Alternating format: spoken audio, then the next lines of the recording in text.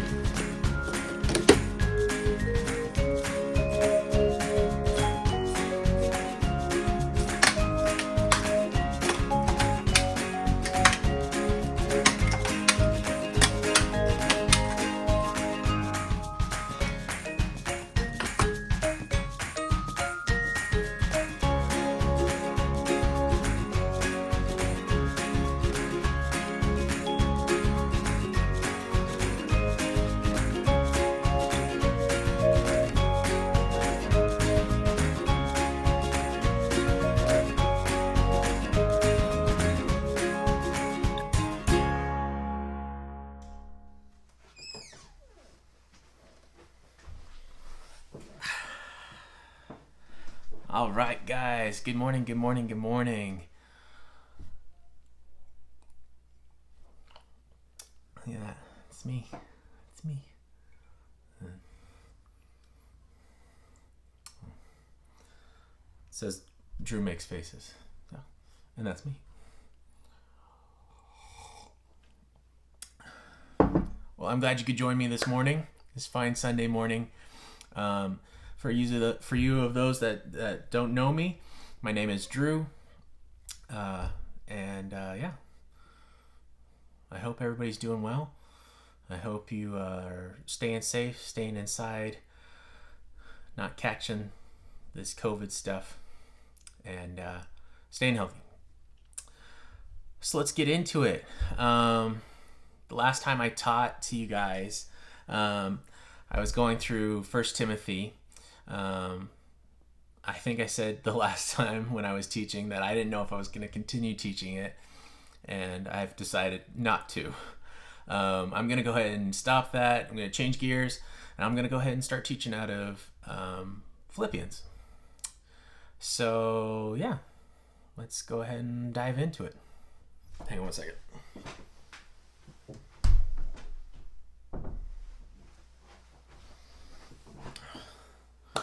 Okay, so Philippians.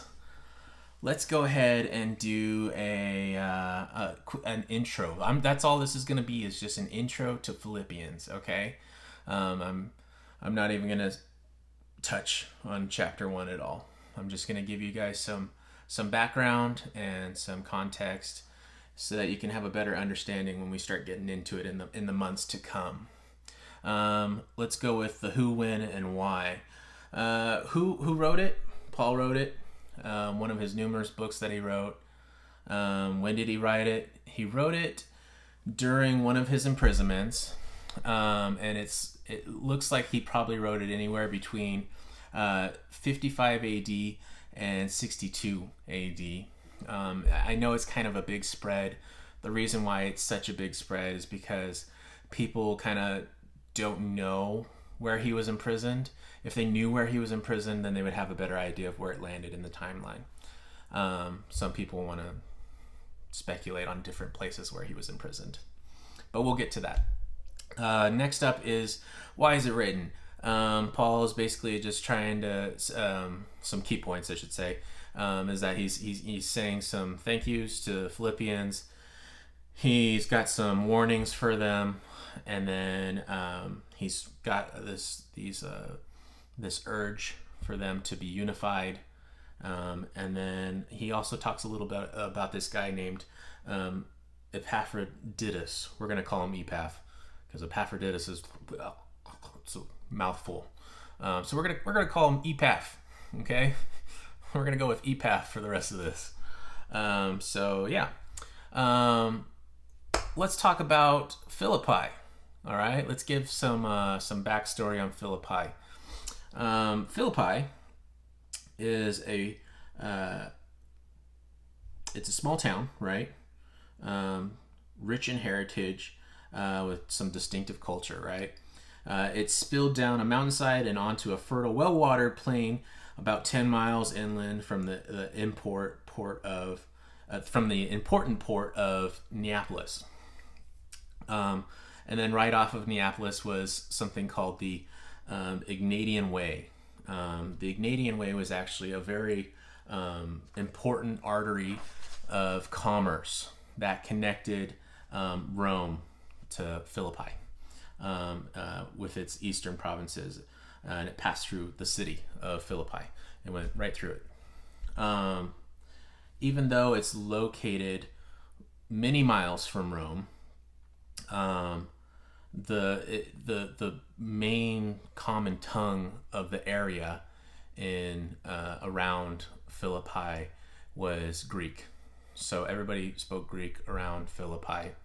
Philippi, though, is a Roman colony. So since it's a Roman colony, and the reason why it was put there was because back when Mark Antony and Octavian had defeated the forces of Brutus and Cassius, they were the assassins of Julius Caesar.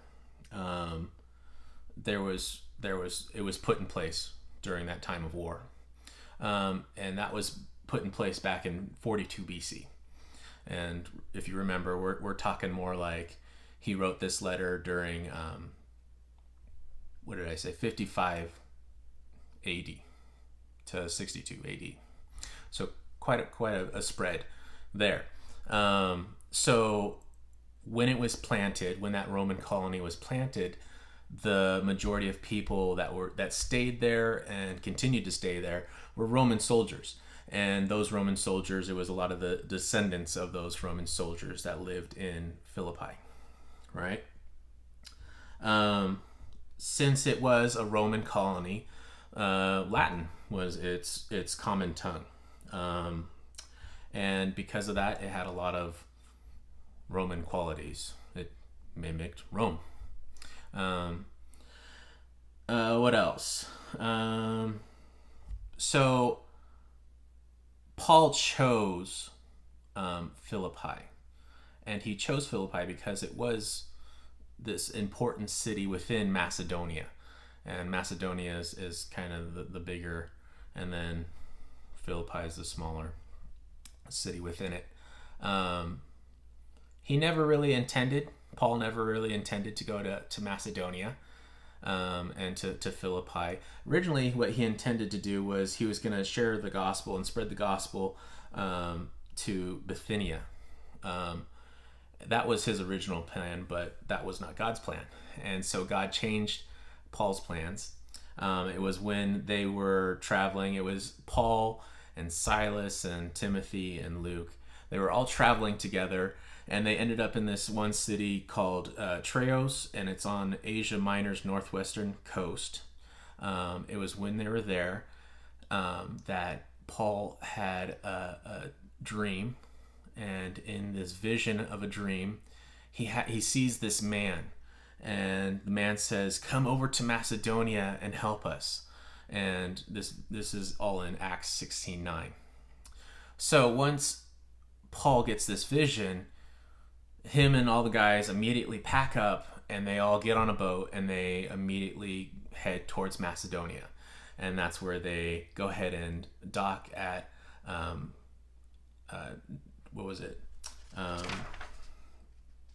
Neapolis. They dock in Neapolis, and then they hop on the Ignatian Way and go straight towards Philippi. And they're heading towards Philippi because Philippi is, like I said, it's kind of like an epicenter. It's where a lot of commerce is going through, and one of the more important cities in Macedonia. So Paul is going to want to put his best efforts in his towards the first city, he wants to go to a big city, right? Excuse me.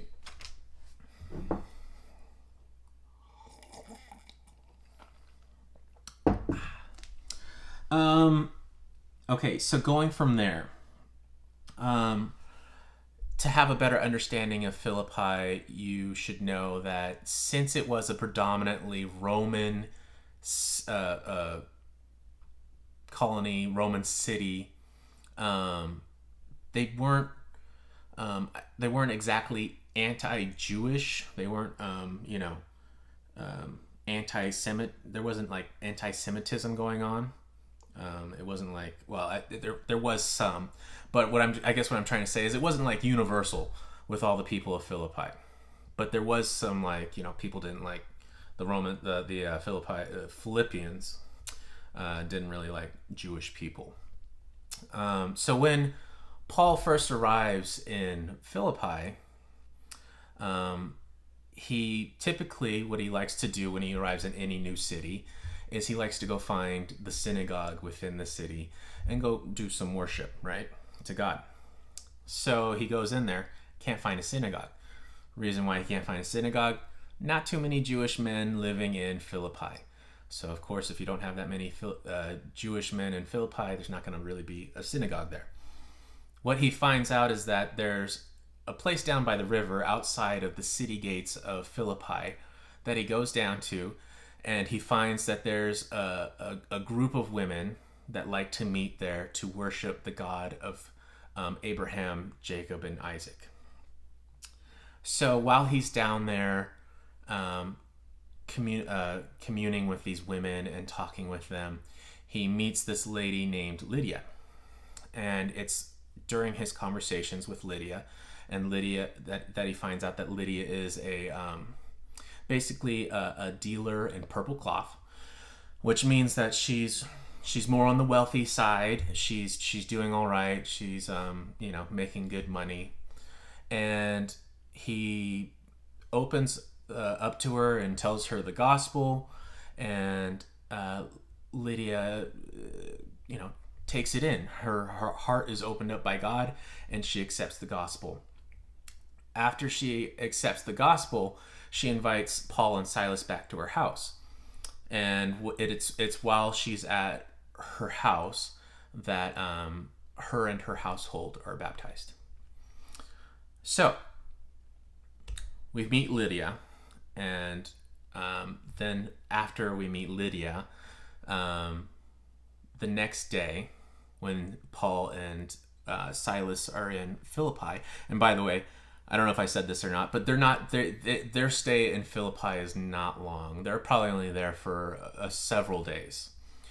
So it's on their second day that they're in Philippi that they go back down to the river, and it's when they go back down to the river for the second time that they encounter this slave girl. This slave girl has a very unique ability to tell the future. She can be like a fortune teller of people's futures. And her owners, basically have people come and get their future told to them, and then they pay for it, right? So she's making them money. When Paul and Silas go down to the river and encounter this girl, she says to them, hold on, let me find it. These men are servants of the Most High God who are telling you the way to be saved. And she continues to repeat this. These men are the servants of the Most High God who are telling you the way to be saved. These men are the servants of the Most High God who are telling you the way to be saved. These men are the servants of the Most High God who are telling you the way to be saved.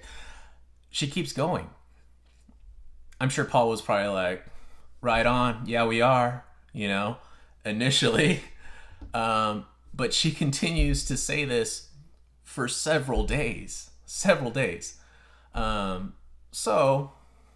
Paul, the saint that he is, he's lasted for several days hearing this woman follow them around saying that over and over and over again. He finally gets fed up, can't take any more of it. I don't blame him. And turns to her and says, you know, in the name of Jesus Christ, I command you to come out of her. And right then, this demonic spirit just, gone. And once it leaves, obviously, she can no longer tell the future. Her slave owners did not appreciate that. They just basically saw their cash cow just disappear right before their very eyes. And so, they're upset, and they seize Paul and Silas. And when they seize Paul and Silas, they drag them down before the magistrates and say, these Jewish men, right, are throwing our city into an uproar by advocating customs unlawful for us Romans to accept or practice. And we see this in Acts 16:20 through 21. So they're upset. Then once they say this, then the city, like a crowd kind of starts forming. They get on it, and they start and so then basically the magistrate says, strip them of their clothes, beat them, put them in jail.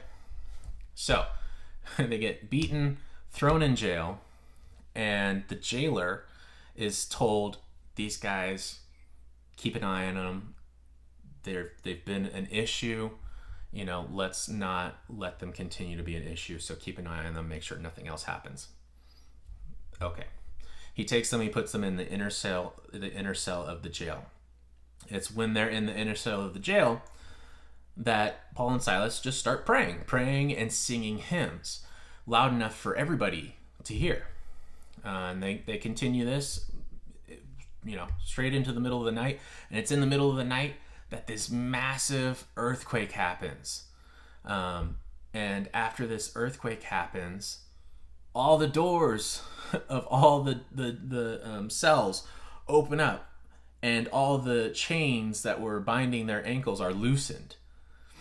So the jailer wakes up, sees that all the doors to all the cells are open, and assumes immediately that everybody has escaped, and basically he's gonna get killed. So he decides to pull out his own sword and is about to kill himself when Paul and Silas scream out for him not to do it. Don't do it, don't do it. Everyone is still here. And so he hurries over to where they're at. He sees that they're still there. And he says to them, what's he say? He says, what must I do to be saved? And both of them say to him, believe in the Lord Jesus and you will be saved and your household will be saved. Excuse me. So after that happens, he goes ahead and he takes them back to his house. He has their wounds taken care of and cleans them up and everything, gives them a meal. And then he and his family all get baptized. Paul baptizes the jailer and all his family. After they get baptized, they go ahead and go back to the jails, and a messenger comes to the jails, and the messenger says, they're free to go under the condition that basically they leave the city. Well, Paul is fine with this, but he's also a little upset. He tells them that he is a Roman citizen. They are Roman citizens, and they were not given a trial. So what he wants them to do is he wants them to come and escort them out of the city. So they come, they basically talk with them. They, tell them that they were unaware that they were Roman citizens, and if you don't mind, leave. So once they're told to leave, Paul and Silas leave the jails and they head over to Lydia's house. It's at that point that you kind of realize that Lydia has become the hub, the center, the church of Philippi. And now this diverse group of people are all meeting at her house for church. And it is a diverse group, and it's the group that we're introduced to um, before we get into the book of Philippians. And it's the people that are being written to. It's the people that have, been saved. So we have Lydia and her household. We have the jailer and his family. And we're also going to assume that probably the slave girl, you don't just have a demon cast out of you and just kind of continue on with your day. You probably talk to Paul for a little bit and say what was going on, and he explains the gospel to her and what happened, and then, I'm assuming she probably, accepted the gospel. So it's a very diverse group. You have Lydia, who's, wealthy, and then, kind of mid-class is the jailer, and then obviously the slave girl and stuff like that. And they're all supposed to, come together and as new Christians and learn how to navigate being new Christians. And we can see through Paul's letters through the book of Philippians that they kind of struggle with this later on. All right. Yeah, and so we see that they are all meeting in Lydia's house in Acts 16:40, in case you're wondering. And despite them all having their struggles in dealing with one another, we see that Paul is kind of fond of them. He it's almost like the church of Philippi is his favorite. The reason why we believe this and why we come to this conclusion is because they've been there for him time and time again. They've helped him out with money and helped him in his basically his travels, and funded him and kept him going. And whenever he's been in need of aid, they basically send aid. So it's what am I trying to say here? He appreciates them so much, and the reason why he appreciates them so much is because even though they were giving him all this money, it's not like they were coming from this place of they're all wealthy. You see later on in where is it? You see in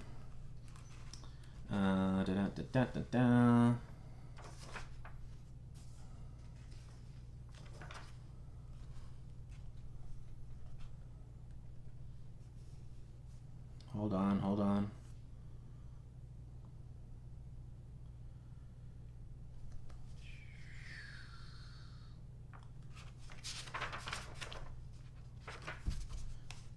Here we go. You see later on in 2 Corinthians 8, 1-7, that Paul is bringing up the Philippians to them, and basically saying that they have this grace of giving. And the reason why he says that is because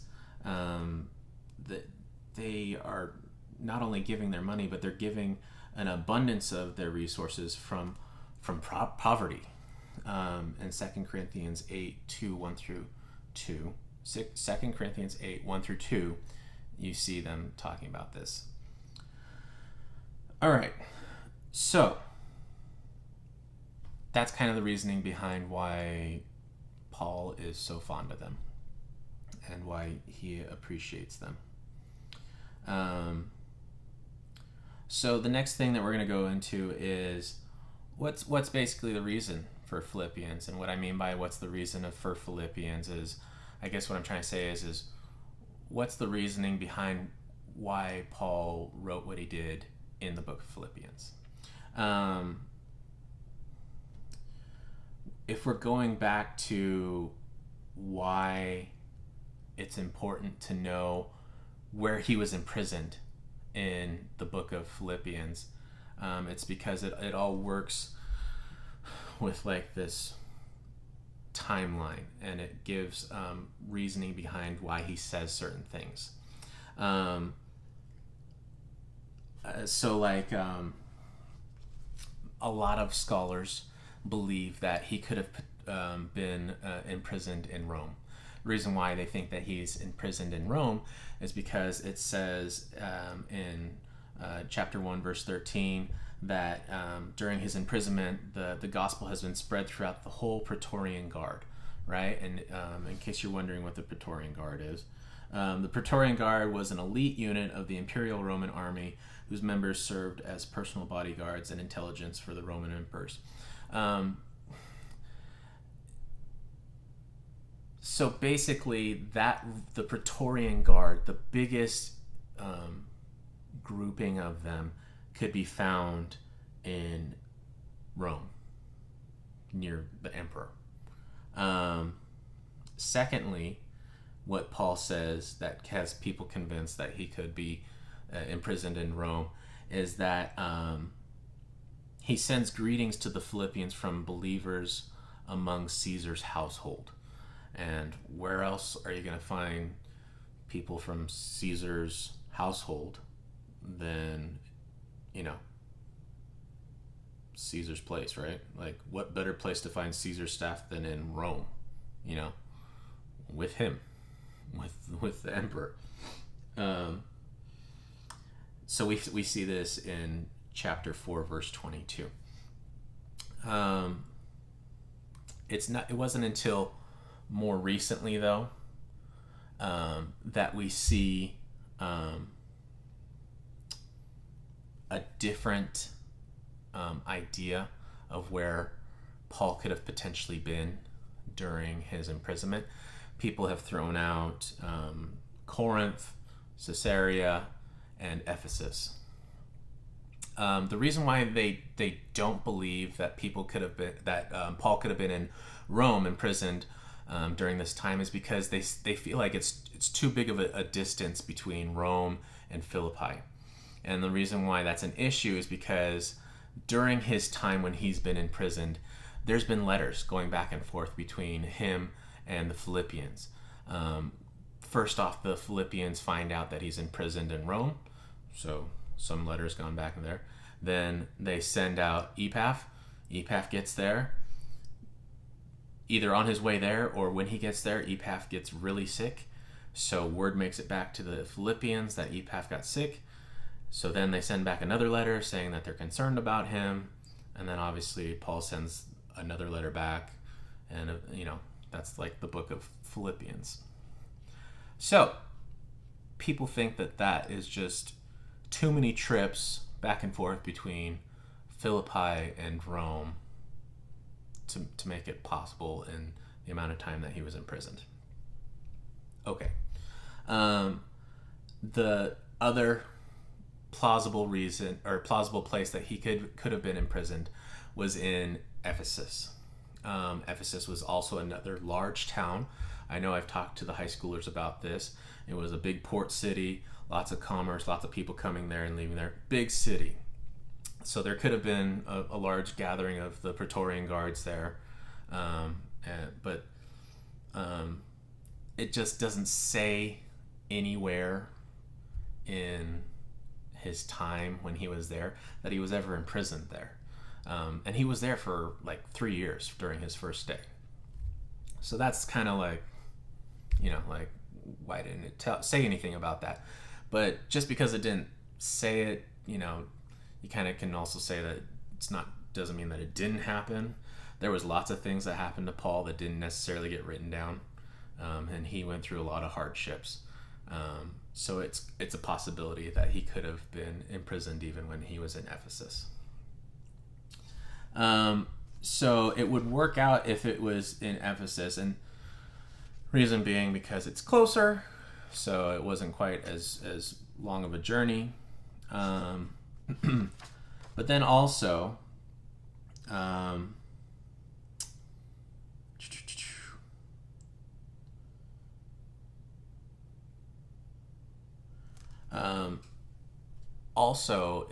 so like the reasoning why this is important, like I said, because I'm sure you're all going like, whoop-de-doo, Drew, like, who cares whether he was in Rome or in Ephesus? During his time when he was in Ephesus, that was when he also wrote the letters to the Galatians and to the Corinthians, I believe.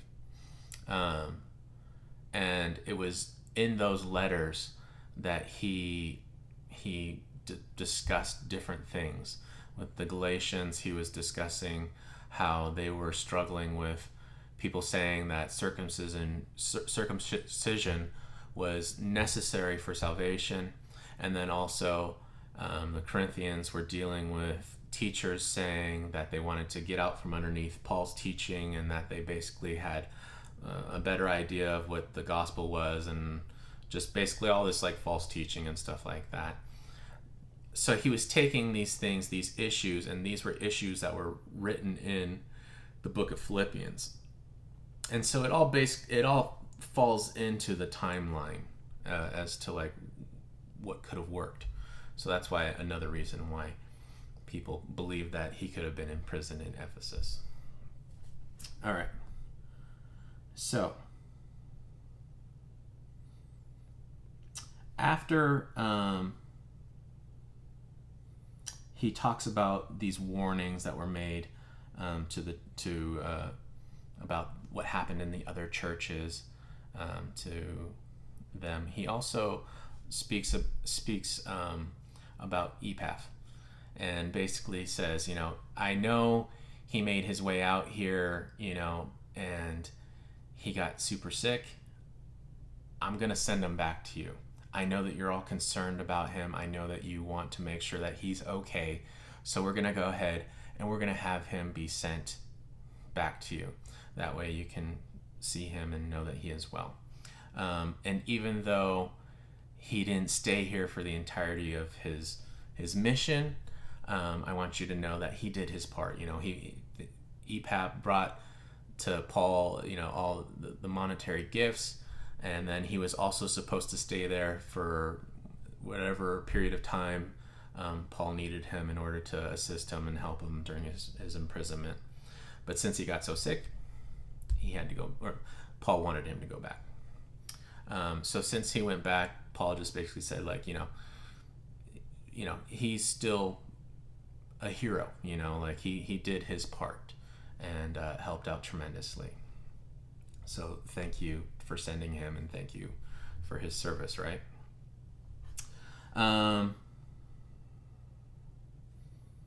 After that, so even though Epaphras only stayed for a little while and went back, you can assume that he is going to go ahead and sit down and have a conversation with Paul.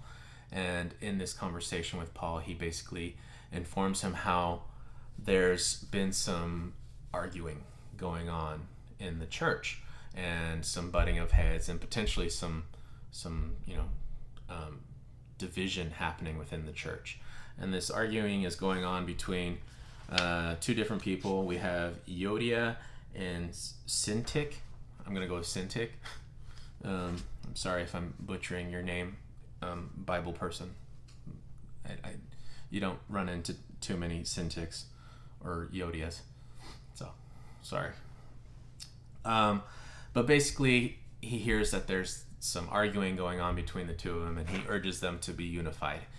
And the reason why he wants them to be unified is because he knows that if they are not unified, in the time to come, there will be struggles and tribulations that they will have to deal with. And he's aware of it. He encountered it when he was there in Philippi, and he knows that it's going to continue to come that way, because, like we said earlier, it wasn't,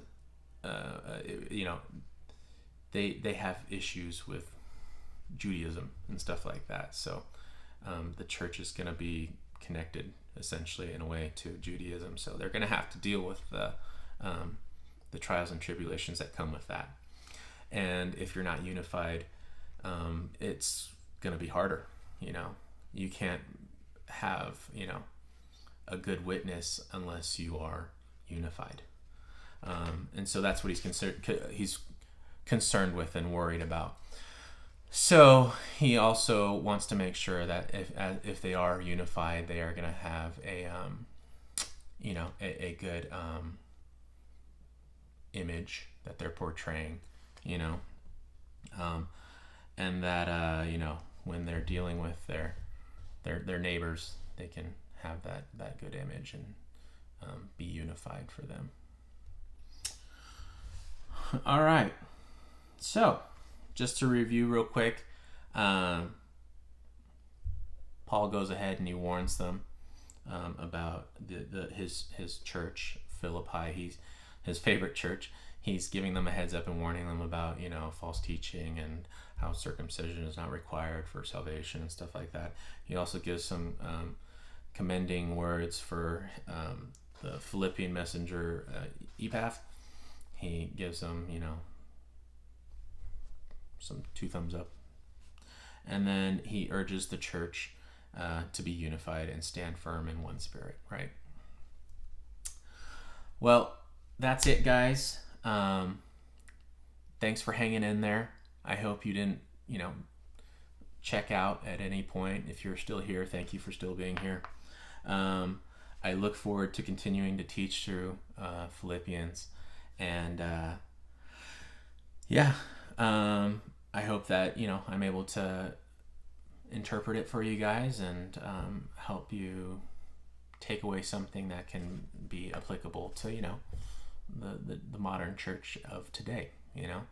So we'll get into it more in the months to come, but thanks for hanging in there. Let's go ahead and pray. Dear Lord, I just thank you so much for this day. I thank you for these kids. I just pray that you continue to watch over them, keep them safe, help them to be unified in this time, and to just know that you are present in their lives, and that this time will pass, and that things will get back to regular. And I just pray that you can continue to fill their hearts and minds, help them to think of you in all that they do, and continue to bring glory back to you. We love you, we praise you, and we thank you so much for all the blessings you've given us. And we pray these things in your precious name. Amen. All right, thanks, guys. I'll see you later.